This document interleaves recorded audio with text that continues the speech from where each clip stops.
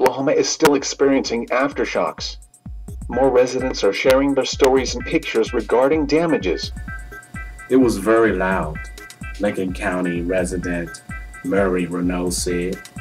The big grandfather clock we have stopped at 2:15 a.m. It was bad enough that it stopped. That clock, that's really something. My heart goes out to these people who go through these very big quakes. I couldn't imagine what that is like. Now here's a chart of the earthquakes that have hit the area up until 11:20 p.m. Eastern Time on November 6, 2011, according to the USGS. Note that the time in the charts are UTC times.